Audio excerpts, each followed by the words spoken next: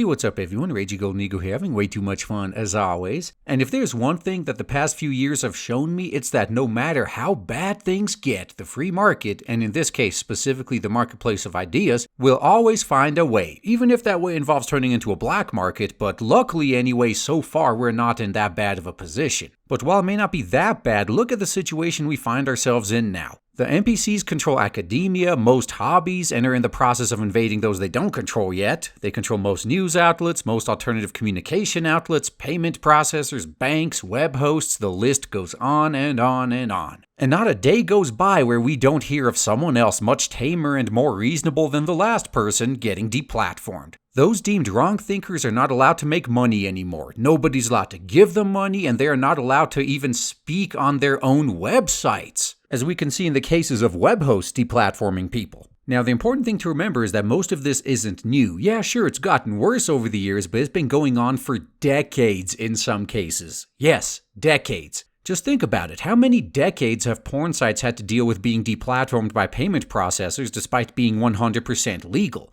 And who stood up for them? I'm not gonna lie, I'm feeling more than just a little bit of schadenfreude watching a lot of the same people that not only had no problem with this deplatforming of porn sites, but supported it themselves now getting deplatformed. But that's a different rant for another time. For now though, I just want to remind you guys that despite this deplatforming and the NPCs trying to push their narrative over pretty much the entire media, Trump still demolished Hitler in the election, when it comes to electoral votes anyway. Oh, but that's before all of this shit was in full swing, you say? They're only doing it now to avoid another 2016? Alright, let's just look at this year's midterm election. Sure, the Republicans lost the House, but they actually grew their lead in the Senate. It definitely wasn't a resounding victory for the Republicans, but despite the media smearing Trump over the last 2 years, they still couldn't lead the Dems to a victory. And this gets even better when you look at the individual races. Those Republicans that tried to distance themselves from Trump usually ended up losing horribly. I mean, damn, how does a Republican lose in Utah? You gotta try pretty hard to manage that.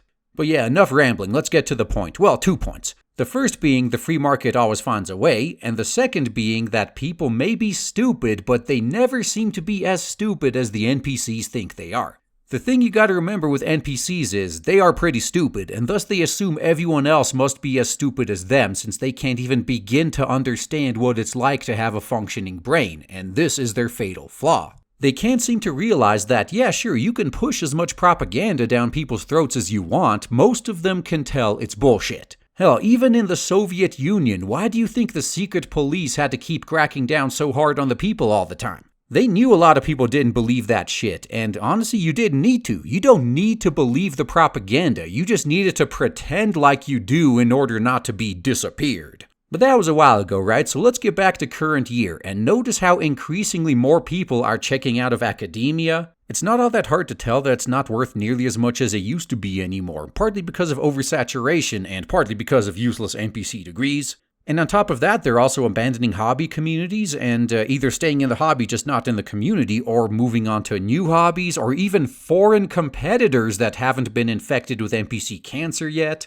People are leaving the legacy old dying media behind in favor of new media in droves, and now we see them trying to start their own communication outlets. And I'm not gonna lie, about the only thing they haven't found a satisfactory solution for yet is payment processors, but after the crypto boom, that may very well be coming sooner than you'd think. Regardless of the ultimate fate of crypto, they did show that an alternative is possible, and if enough people adopt it, the government will have no choice but to allow it. So the point I'm trying to make here is, even with the NPCs controlling practically everything, most people can still smell the bullshit and seek out alternatives. And this is what makes it so funny, cause how shitty does your ideology have to be that even when indoctrinating kids into it since birth, most of them still realize it's bullshit? You only have a subset of people who, if examined, would be revealed to have horribly defective brains, if any at all, that fall for this shit. Everyone else is capable of seeing reality as it really is, not through some distorting lens. And when you look at it, the amount of true believers is actually pretty small, and I would be willing to bet money that their ranks are comprised mostly of those pretending to be true believers in order to either get some land whale to touch their pee-pee, or they're just saying what is expected of them so they don't lose their careers. Honestly, that's how I got through college, and how I get through all of those mandatory trainings I have to do at work on a yearly basis. You don't have to agree with any of that shit. You just need to be observant enough to know the answer they want to hear and give it to them. And then, of course, when they are not looking or listening, you can say and do what you really want to say and do. For now, though, thankfully, the existence of the internet has made it pretty hard for the censors and other busybodies to control thought. And for proof, just look all around you. Guys are increasingly opting to avoid academia because they know that they'll be treated like villains there, and also because the college rush has pretty much caused plenty of high-paying trade jobs to go unfilled. Jobs that, by the way, are immune to recessions like plumbers. Think about it, no matter how good or bad the economy is doing, there's always going to be a need for plumbers, as long as people live in houses with plumbing. And we may have been joking about this as much as a few years back, but the exodus has been so bad that one school in the UK was even forced to consider straight white males a minority group on their campus and start up programs to get more of them back in. Though, sorry to say guys, that's not gonna work until you stop demonizing them everywhere. And then let's look at hobbies, because when it comes to hobbies, I don't think I've seen a single one be completely destroyed yet. Yeah, sure, the western parts of the hobby may get destroyed, but thankfully we have the internet so we can access overseas competitors. I've mentioned this a few times before, but before the internet, we most likely wouldn't have even been aware that better competition existed and would be forced to take what we can get locally or live without it, but not anymore. Western animation is dying? Well, good thing we got anime. Western comics are going down the shitter? We got manga for that.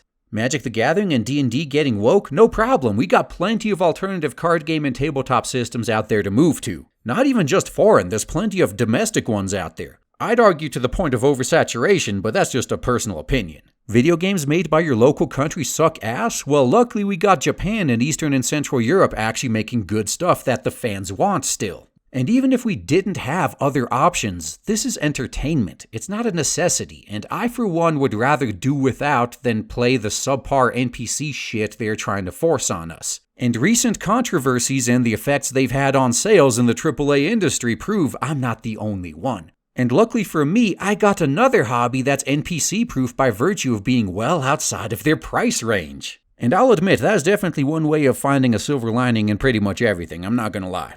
Oh, and what about the news? Well, we do have more options than ever in that department, but even if we didn't, you'll learn real fast that you can function just fine only paying attention to local news and what laws and controversies are affecting policy at the national level. You don't need to know about every single tragedy that's happening on the other side of the planet and be forced to have an opinion on it. In fact, you'd be better off and happier not knowing in a lot of cases. But the media doesn't want you to not know because the media is sensationalist as hell and pushes as much negativity as possible, which does bring in the drama views but also seems to make everybody a lot more miserable. Give it a try, man. Turn off the news, or in current year rather, just try not visiting news sites for a few days and you'll notice how much happier you are and how much more time you have since you're not wasting it arguing with people online or being pissed at something you read.